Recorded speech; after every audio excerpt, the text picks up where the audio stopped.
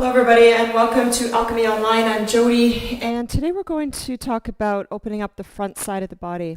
So on this past weekend here we celebrated the solstice outdoors. It was a beautiful day and we did 108 sun salutations on the stage outside, and I participated in I don't know, maybe about 2/3 or 3/4 of the class. And I noticed what happens when we do something over and over and over again. We get into a pattern.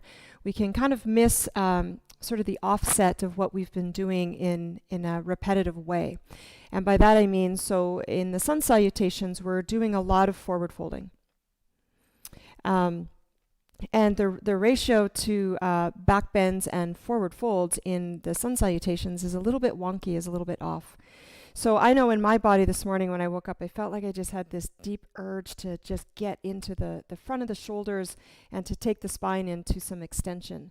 So we'll do some back bends today to work with that kind of selfishly for me, and maybe those of you that were with us on the weekend, or maybe you did something that was even holding the spine in forward flexion and cycling or anything like that we're outside doing these days.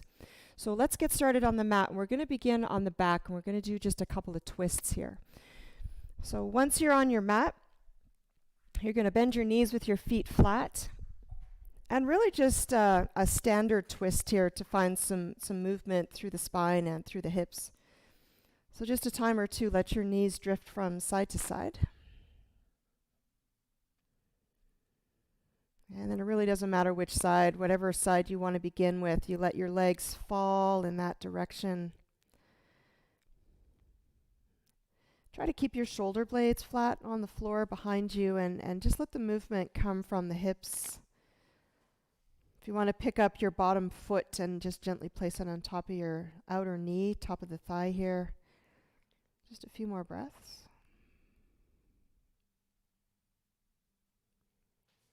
Good, and then simply switch sides. Let your knees drift and fall and remain on that side. Anchor down through both shoulder blades, back of the scapula, the back of the shoulders, and then pick up your foot. It's like a little hook or an anchor, just to find a little bit more space in the front of the hip and the quads. So in back bends, we want to be able to have the front body nice and open and supple and available, so that we can move the spine in extension. And so essentially we'll spend a good deal of this class priming the front of the body. Okay, release that, and just one more time, knees drift left and right. Good, and we'll come up to a sit. Legs crossed, favorite shin in front. Root down through your sit bones, rise up through your spine. Sit tall. And then simply take your left hand to your right knee, right hand fingertips behind you. Turn the spine, turn the chest. Just mild effort here, nothing too intense. We don't want to shock the body into the practice. Good. Come through center, switch sides, right hand, left knee. Fingertips are tented behind you just for that height, that elevation. Lift the chest, spin the heart.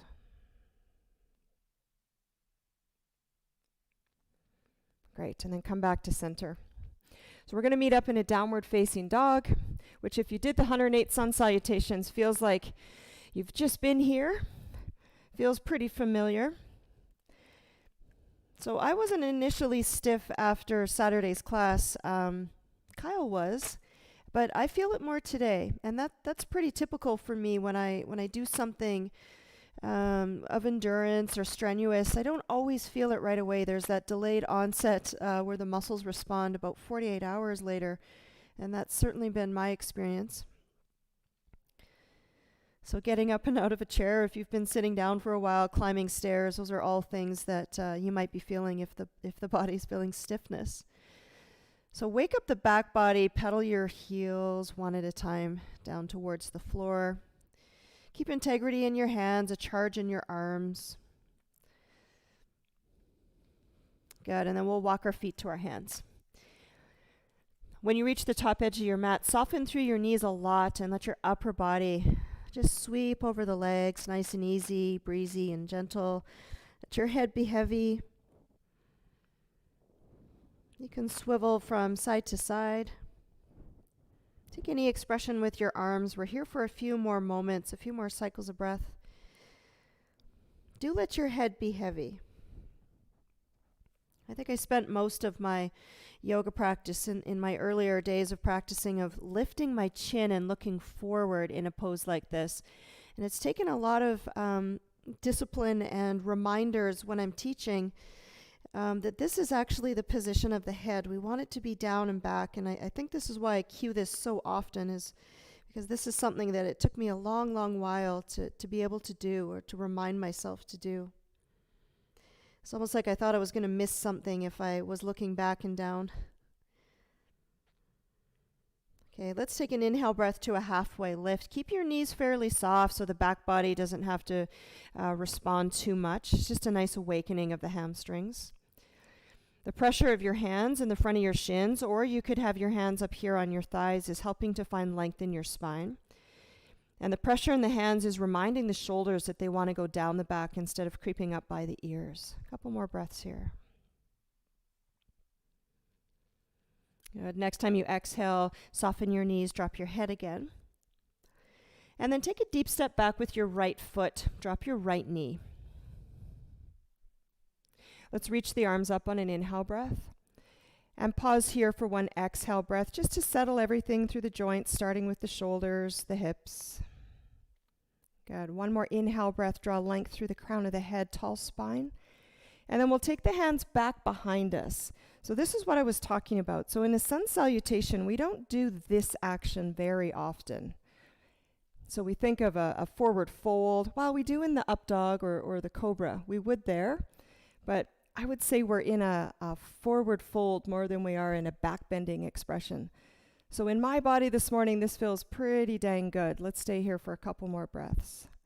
There's a little bit of tension in your hands and the palms that are pulling apart to expand through the chest. Good. Take your hands down and step your left foot back to the right foot, top of the plank pose. We'll just hold this for a couple breaths to remind ourselves that we're strong. Tip your tailbone forward toward the front line of the body, nice neutral pelvis. Same as in downward facing dog, integrity in your hands, charge through the arms, broaden through your back. And then drop down to your knees. Lower the chest all the way down to the floor. And then we'll take hands out, fingertips out to the side, make these little tents with your fingers, and then use that to lift the chest. Look forward with your eyes, keep your feet pressing down into the floor, and then lower the whole chest down. Hands come back underneath the shoulders, downward facing dog. Take a breath in, and pause for the breath out. Lift the gaze, walk your feet towards your hands. A halfway lift on the inhale. And then touch the floor on the exhale. Take a deep step back with your left foot. Drop your left knee. A big breath in to reach the arms all the way up. And one breath on the exhale to settle. One more inhale breath. And instead of taking the hands back behind us like we did last time, we'll cactus the arms. I find this is a really nice way to expand through the chest as well. This time, it's like you're trying to squeeze your shoulder blades in towards the spine, but dropping them down at the same time. Keep your hands wide awake. Chin slightly lifted, gaze high. A couple of breaths here. Good. And on the next exhale breath, hands down. Right foot joins left foot. Top of the plank pose. Chaturanga if you'd like, or you can drop down to the knees like we did last time. Elbows in, body's like a board or a stick here. And then if you're ready for the upward facing dog, you can come into that, drop the shoulders. Look forward. And then take the hips back up to a downward facing dog.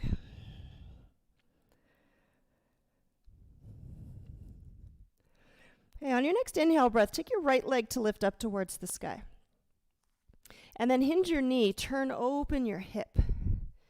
Twisted down dog pose. Now look forward. Right foot is going to come just to the top of the mat here, and then bring your right hand to the inside of your foot. Drop your left knee, and then continue to take your right toes to the edge of the mat, the corner of the mat. Right hand to right thigh. And now find space in the front of your left hip. So we're going to need that for the back bends. We've already done a few. We've done sort of a cobra, a version of cobra. We've done an upward facing dog.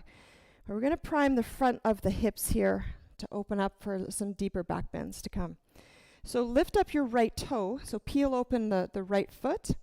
And then you can either keep right hand here on the top of this leg, or right hand can go back, palm open behind you. Or you can pick up your back foot, open up the front of the quad. Woo-wee. And then gaze can either be to the side, or it might turn back over your shoulder. A few breaths here. So there's intensity here, but link that with a nice soft breath. Temper the intensity with softness of breath. 2 more. Keep expanding the chest. Keep carving the outer edge of your right foot down into the floor. Good, and then right hand comes back. Send your right foot back to join the left, top of the plank pose. And you lower down your way. We'll come all the way down to the belly. On the inhale breath, let's take a locust pose. So hands go back behind you, palms face down. And on the inhale breath, you'll float on the soft part of the belly, lift the feet. Legs are strong, fingertips reach back. Gaze is forward, lift the chin slightly away from the throat, the chest. Good, and then hands down, downward facing dog. Bring the breath back online, few cycles here.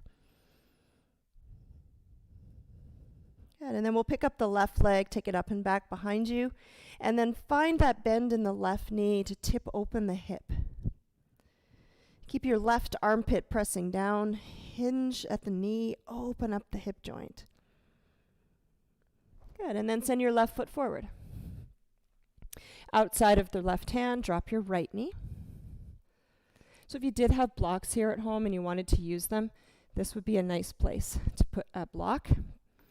I like to use tented fingers. It does give you just a few more inches of height here where you don't have to go down as much. Shoulder doesn't have to collapse. Left hand to the left thigh. So begin here, and then begin your twist. Peel open the left big toe, the arch side of the foot, and then start to look back behind you. So don't go so far that you choke out the breath. Go far enough that you feel something. There's some intensity, there's sensation, and you're receiving that information, but you're not overriding the breath. Option to float the hand back. This is a totally good option here. And the reason why is because the chest opens. Whenever the palm is facing upwards, it's external rotation of the arm bone, and the chest expands. You don't have to grab that foot, but if you have freakishly long arms like I do and you can grab your foot, I swear that's the only reason that I can do that. It's not because my quads are open. They're certainly not. It's because my arms are fairly long in comparison to my legs. One more full breath in. Good, and then undo that, hand down, and we'll make our way back to a downward facing dog.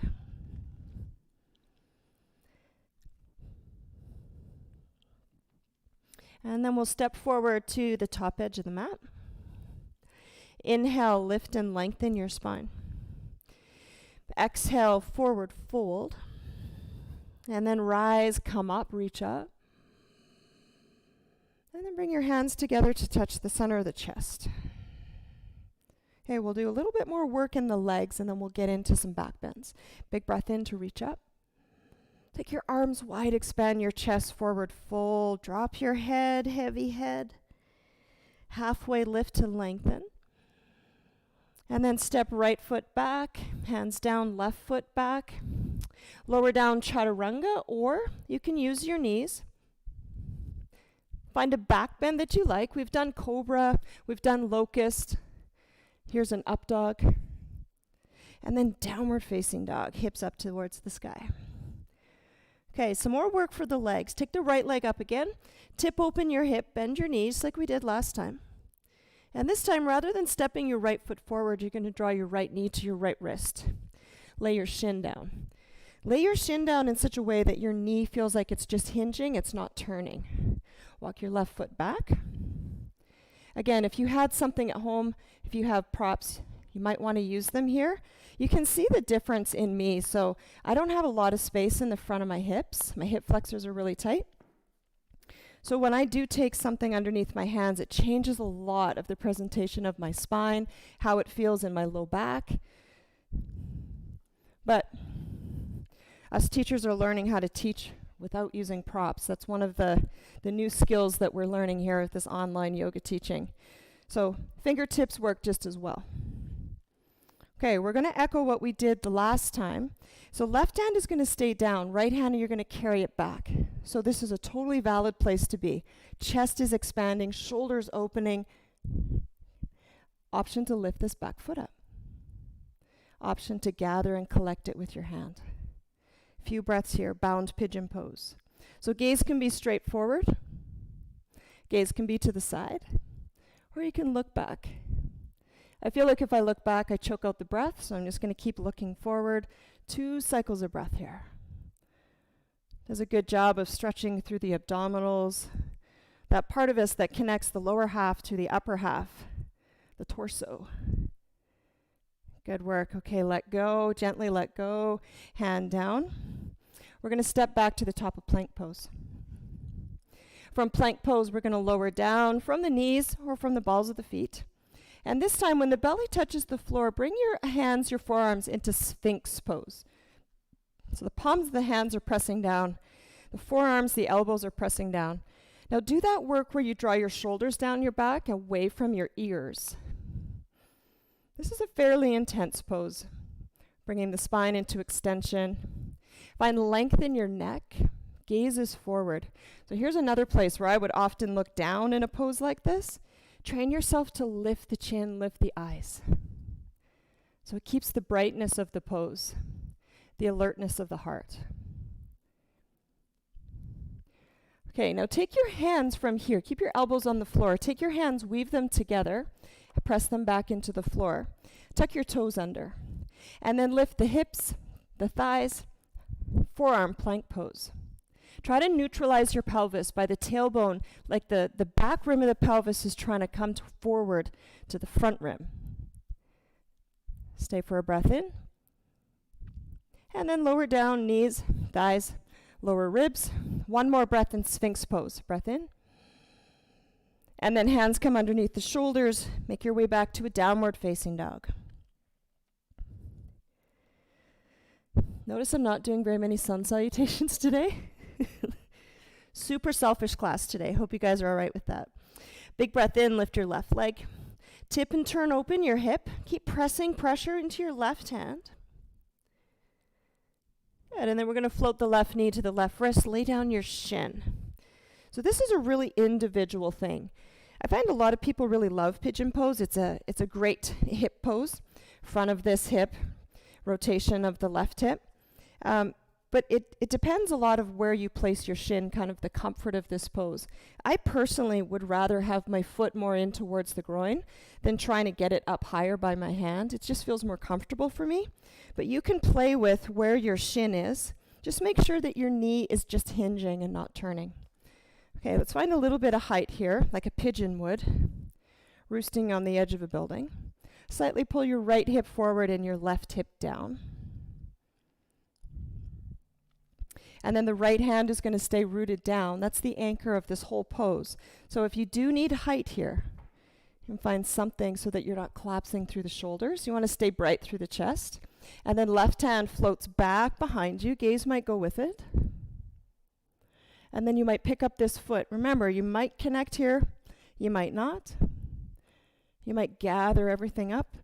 And when we bind, when we hold on a limb to a limb, a hand to a foot, it provides this container of just a little bit more intensity in which to open. So when I lift my chest and push my foot into my hand into my foot, I can find more expansion in the pose, more space. One more breath in. And then gently let go of that foot. Take your hand down. Left foot comes back to join the right. Lower down chaturanga or use the knees. Again, we're going to go into that Sphinx pose. Hands down, forearms down. Inhale, lift. Exhale, forearm plank. Weave your fingers together, lift your hips. Stay here for a breath in. Lower down on the breath out. Inhale, Sphinx Pose. Exhale, downward facing dog. All right, from down dog, we're going to walk our feet to the top edge of the mat and just have a sit. So the next pose we're going to do, I'm going to teach a few different variations of it. Depending on what's going on in your shoulders, there's some different ways we can modify to make it a little bit more accessible. So let's begin in the very middle of the mat, knees bent, feet flat. And then take your hands. This is actually one of the things that's going to be a personal thing for you. I'm going to take my hands with my fingertips facing me, with my wrists facing the top of the mat. Some of you might take your hands this way, okay? It just kind of depends on shoulders and wrists. So I'm going to have my fingertips here. And then I'm just going to keep my sit bones down, my knees bent, my feet flat. I'm going to push into my hands to lift my chest. Like I've just done something really awesome, like a Matilda chest bump. You're lifting your chest. You can lift your eyes. So again, this is a really valid place to be. The effort, the work that we're looking to do here to prepare for back bends is opening through the chest here without too much going on in the legs. So super good spot to stay. If you want to just ramp it up a little bit, you want to find some activity in the legs, keep bending through your right knee, right foot down. Bring your left foot forward. Lift the hips. So I'm pressing into my feet. My feet and my legs are not asleep here. They're working just as hard as my hands. 2 more easy breaths. Good, and then we'll lower down, and then we'll simply switch sides. So the left foot comes in, the right leg goes out. And if this is too much, you just stay right where we were, both legs bent. Okay, press into the feet, press into the hands, expand the chest. So the abdominals have to work here too to control the weight of the head. Sometimes in this pose, we let the head fall back into extension behind us. I'm keeping my neck neutral, chin towards my chest. 1 more breath in. And then lower down. Okay, let's give the wrists a little bit of a break here. Weave the fingers together. And like your fingers, your arms are in a roller coaster. Rock them out. Okay, shake out the hands. Okay, one more thing here. We're going to do, if you want to, we're going to do a full reverse plank pose. It is kind of intense. There's a little moment where when that other foot steps forward, it feels a bit wobbly, a bit spooky. But give it a go if you'd like to try it. Again, find the best position for your hands. If that didn't feel so good the first time, feel free to try the hands in the other position. I've seen people do it this way lots. All right, so both knees are bent. Lift the hips. You could stay right here, okay? You could practice dropping the head back if that feels good. One leg goes forward, and here's where it gets a little bit weird. Just for 1 second, you're kind of balancing on 3 limbs till that second foot gets down. Good. Reverse plank pose for 3, for 2, and for 1. Good. Bring the sit bones right between the hands. Shake out the wrists. All right, let's go into a child's pose just to neutralize the spine and find a little forward flexion of the spine here. So knees wide, toes touch, head down. Remember, if the head doesn't make it all the way to the floor, bend the elbows, rest the head on the backs of your hands. Rock your head from side to side. So these back bends are like a celebration of summer. Back bends are playful. The season of summer is one of joy and enthusiasm and playfulness. And so I think they're nice to kind of get us into the element of summer. The season is summer.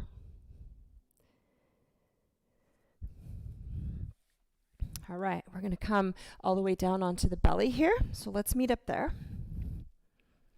And we'll repeat a pose that we've done already. When we're doing a vinyasa, I just want to say this. Lately in my own practice, I've been loving putting Locust Pose here in a sun salutation in vinyasa as opposed to cobra or an upward facing dog. It just gives a I don't know, it's just really nice in the shoulders. If your shoulders are kind of bothering you in any way, Locust Pose is a really nice option. So let's practice this pose. Take the hands back, lift the feet, and squeeze the glutes. Using the back body to lift the front body here. Stay for 3. Lift the chin, lift the eyes for 2. One more breath in. Good, and then we'll rest. Let your head fall onto your hands. Bend your knees. Let your legs float side to side. Decompress the low back. Sometimes Locust Pose can be a bit bunchy in the low back.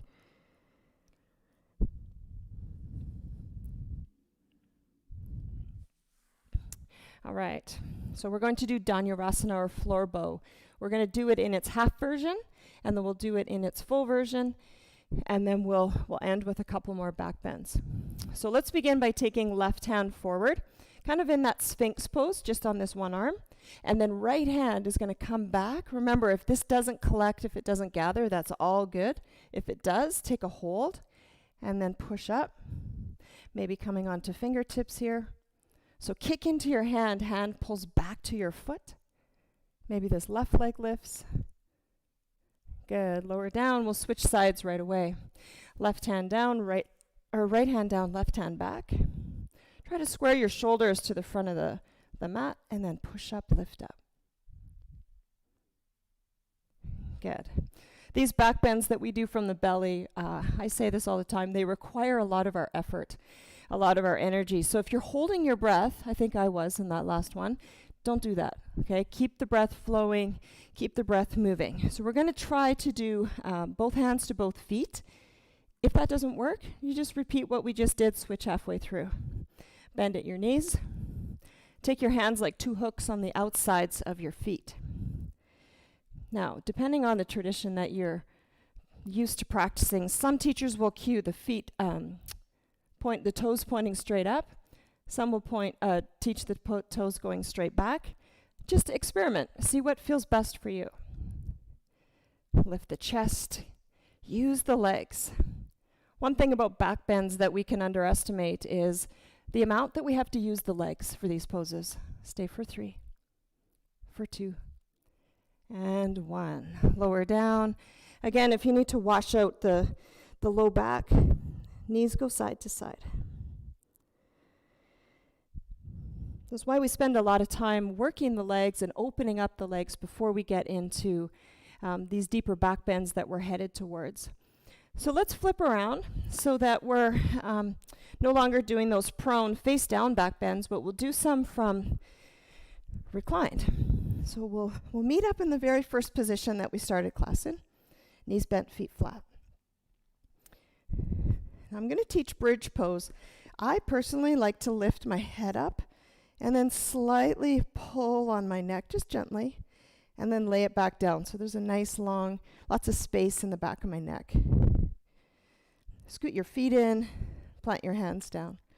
Now, one thing that you can experiment with here is taking the feet a little bit wider. So in any pose, when we're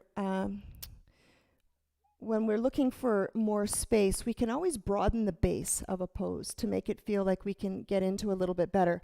So if this feels too narrow for you, feel free to take your feet a little wider. I don't think that's mentioned often enough that it's okay to do that in Warrior One, something like that, a crescent lunge pose, or even this pose. Take the feet wide if that feels helpful. Hands down, and then press into everything that's touching the floor to lift the hips up. Press into your feet. Feel the back of the skull grounding into the floor. Press into your hands. And let's expand the chest a little bit more here. If you have the ability to clasp your hands or bring them closer together, this would be a good place for a strap or a towel if the hands don't connect. And then press down through the arm bones, lift the hips. Keep the feet, keep the breath. Good, and then we'll lower everything down. And then really just anything that feels good for you between sides. Sometimes you'll see students windshield wiper the knees. For some students, it feels good to draw the knees in towards the chest and give a little squeeze. This is Apanasana Pose. This pose helps with the downward and the outward flow of energy, of air, of vayu in the body. And then sometimes you'll see students take feet together, Supta Baddha Konasana. All right, let's do one more. So if you have Urdhva Dhanurasana in your practice, go ahead, you can go up, you can flip the hands, that same way that we did for reverse plank pose, same presentation of the hands. But you do you here, find a back bend for yourself. We'll spend about 5 breaths in the pose, okay? So take 1 or 2 breaths to get in, 5 breaths to stay in, and then a couple breaths to exit the pose, all right? So I'll leave you to it. Bridge pose, you can repeat anything we've already done. Done quite a few back bends this morning. We've done cobra, locust, dhanurasana, bridge, full wheel. So we welcome summer, back bends. I think back bends are one of my favorite poses to teach. I certainly do enjoy them. I don't know if I stayed 5 breaths. I'll maybe stay 2 more. Good. And then lower down, come down from whatever expression you were in. And then you find that counter pose that suits you the best. What feels the best in the sacrum, the low back, after extending the spine like that? And really, that's what yoga is about. It's not so much, am I doing it right? Am I doing it wrong? Am I following the proper cue of the teacher? It's more a practice of exploration. What feels the best for you? And what feels the best for you might not be what feels the best for me or someone else. So we just explore on our mats and see what feels just the most intuitive.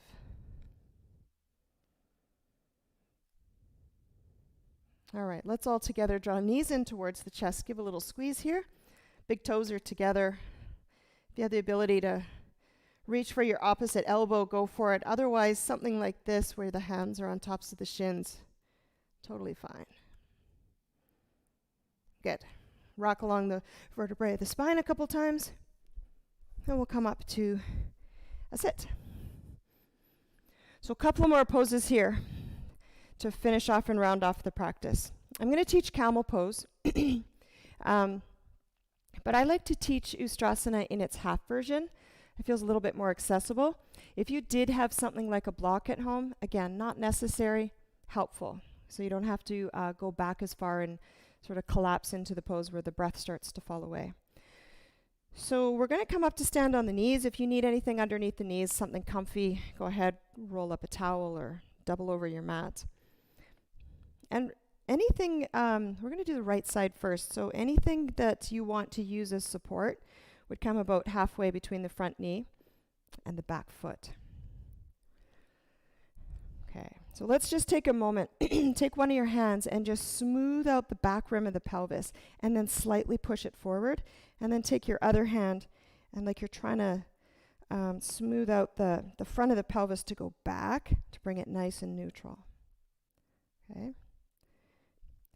And then you're welcome to keep that one hand behind you on the small part of the back. Or if you have something beside you, you can touch down here for support. Okay? Inhale, lift your left hand. And on the exhale, that slight pressure either on a block beside you or the small of the back to push yourself back. Think gentle coaxing. And think of back bends as being a front body opener. I love that idea that we're stretching through the front line of us. Yes, we're back bending the spine, but it's this awakening of the whole front line of the body. I like to keep my chin tucked. You might like to draw your head back. One more breath in. And then we'll take forward facing hero to rest out a few breaths. So knees come together, arm bones go back. Head comes down to touch something. Let the shoulders fall softly forward, rounding through the spine.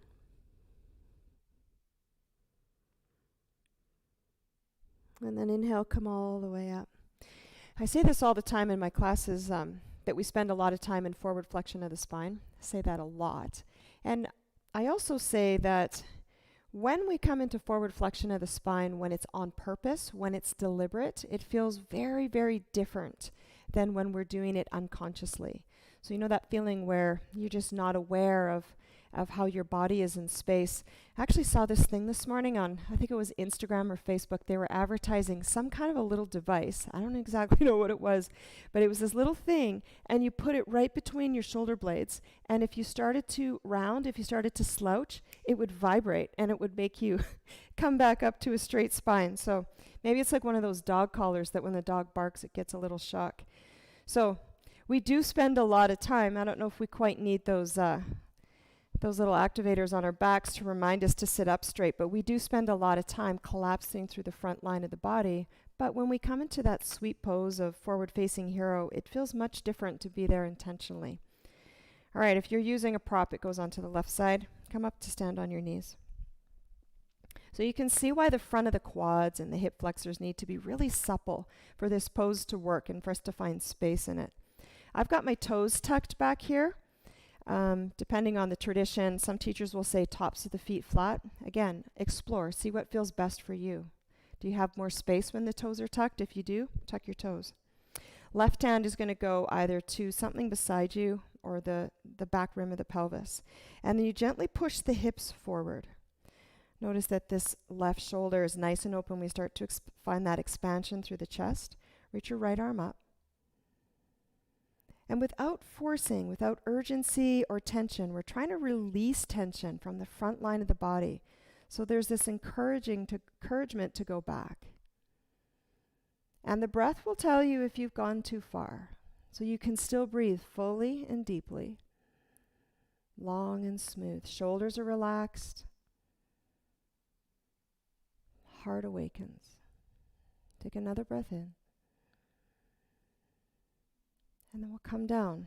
Flexion of the spine on purpose, rounding, softening, letting the back round and the heart soften.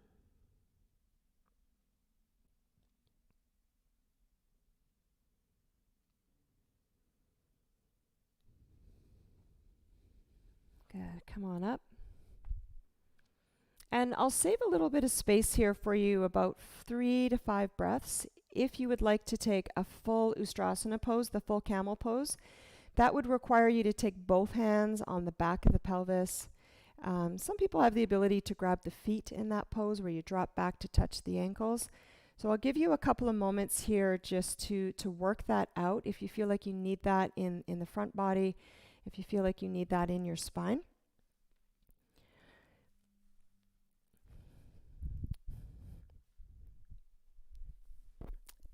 And then when that feels complete for you, if you did do that full version of Camel Pose, do take forward-facing hero for a couple more breaths. And then eventually we'll all meet up on the back, right where we started.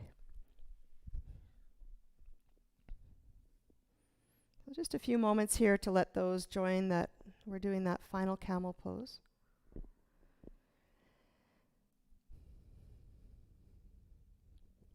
And once you're on the back, your knees are bent, your feet are flat.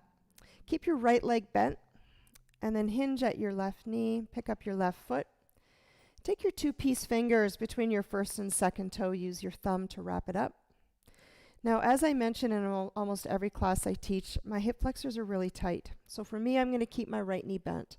You might extend your leg out so that your heel is at the top of the mat. I'm going to keep that bend in my knee and then work to straighten your left leg as much as you're able to do. Again, this is where a long arm is helpful. So the longer the lever, the more ease we find in binding in limb to limb, hand to foot.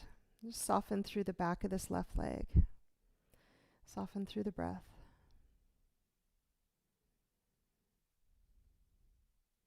Good. Simply switch sides. Left leg down, either to extension or keep a hinge in the knee. Piece fingers through the first and second toe. And stretch out the back body. So I'm going to make Kyle do this class later.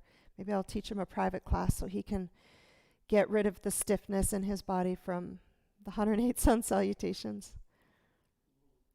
So if you were in that class on Saturday, thank you so much for joining us. It was so great to get out, and what a great day, what a beautiful weekend. I think we're in for a few more days of beautiful weather. Release that down. So find something meaningful for your hips here to end our class in. You might take your feet to the outer edges of the mat, knees tent into center, to let the hips just soften here.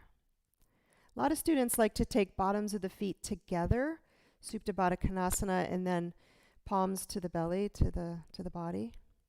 This is not my favorite pose. I would prefer this. Just a few breaths here. Place your hands somewhere on the body. Close down your eyes. And just take a few moments here.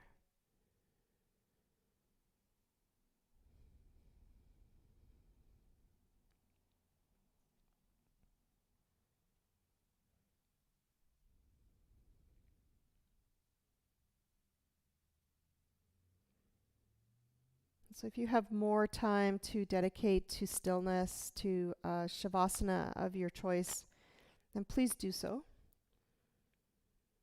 If you want to make this the end of class, then we'll roll over to one side and we'll come up to a sit.